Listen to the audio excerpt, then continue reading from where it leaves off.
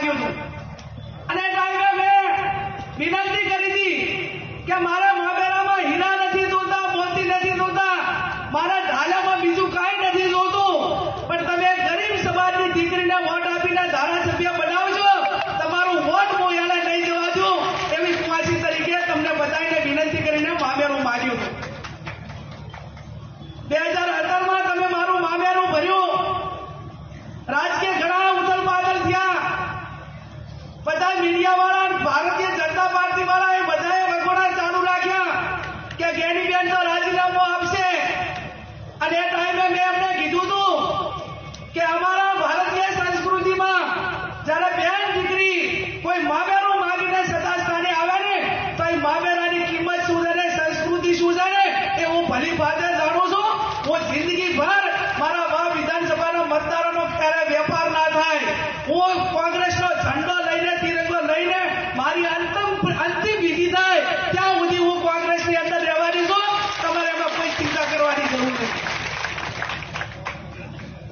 ત્યારે પ્રજાને ભરોસો બેસવો જોઈએ, એને એનું વોટ આપ્યું છે એનો વેપાર ના થાય, એને નેચું ના જોવું પડે। જ્યારે કોઈ ધારાસભ્ય રાજીનામું આપે ત્યારે એના મત વિસ્તારમાં જેટલા મત આપ્યા હોય એને ક્યાંક ને ક્યાંક નીચું જોવું પડે છે। ત્યારે હર હંમેશા તમે મને મોટી કરી છે અને જો ઉથલ પાથલ કર્યું હોત અને વ્યક્તિગત માટે કરીને કદાચ કઈ આગા પાછું કર્યું હોત તો અત્યારે આજે આ માવડી મંડળ તમે બધા મામેરાની માતર ખાવા આવ્યા છો ને, એ મામેરાની માતર ખાવા તો ના આવો પણ એમ જ કહે કે બેન તો વેચાઈ ગયા હતા, એમને અહીંયાથી એમનો મોટો ના જોવાય, આપણી બાજુ તો આવો ભારો શબ્દ લાગે। અને એટલા માટે કરીને આપ સૌ અહીંયા મોટી સંખ્યામાં પધાર્યા છો। ભાઈ ઠાકરસિંહભાઈએ કહ્યું એ પ્રમાણે આ વિસ્તારના ખેડૂતોને ખારાશનો પ્રશ્ન હોય, કેનાલના ગંદા પાણીનો હોય, રસ્તાઓનો હોય, ગામથી ગામને જોડતા, તમારી આપણી બનાસકાંઠાની એક લોકસભાની સીટ જીત્યા અને લોકસભાની અંદર તમે સાંભળ્યું છે કે આપણા નેતા લોકસભા વિરોધ પક્ષના નેતાએ ભારતીય જનતા પાર્ટીને દેશના વડાપ્રધાન સામે આંખમાં આંખ મિલાવીને આંગળી સામે કરીને કીધું કે આવનાર સમયની અંદર અમે તમને ગુજરાતમાં હરાવશું ને હરાવશું।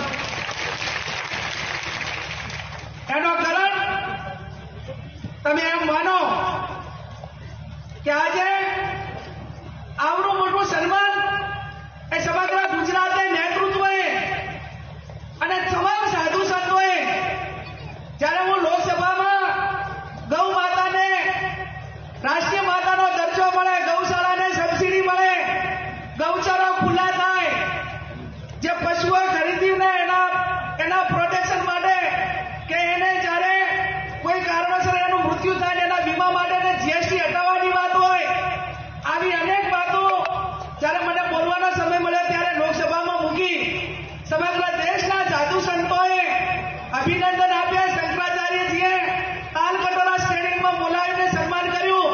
આ મારું સન્માન નથી, આ બનાસકાંઠાની જનતાનું સન્માન છે, આ મારા પ્રદેશના નેતૃત્વનું સન્માન છે। એ સન્માન એ આવનાર સમયની અંદર જે તમને નાના મોટા કામો માટે વાત કરી હોય એ ઋણ ઉતારવા માટેની માં નડેશ્વરી અને ઘણીધર ભગવાનના આશીર્વાદ મળે એવી હું પ્રાર્થના કરું છું।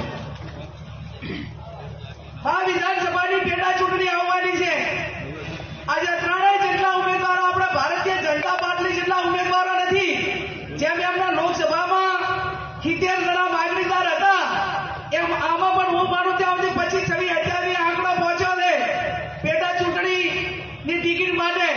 હું આ વિધાનસભાની જનતાને બે હાથ જોડીને વિનંતી એટલી કરું કે કદાચ મેં રાજીનામું ના આપ્યું હોત તો હું 2027 સુધી ધારાસભ્ય તરીકે રહેવાની હતી, તો મારો પોતાનો અધિકાર છે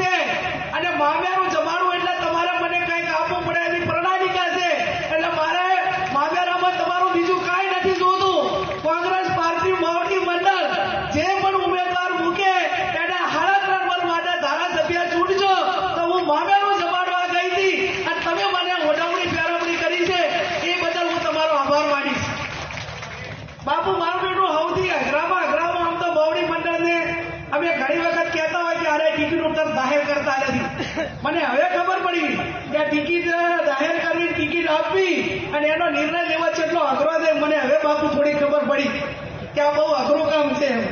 કે આપણે બીજા પાસે કહીએ તમે જાહેર કરો પણ જો આટલું છે તો કરો જ. સર્વાનુમતે એક નામ નક્કી કરીને મને કે બાપુ કે આપો, તમે કહેતા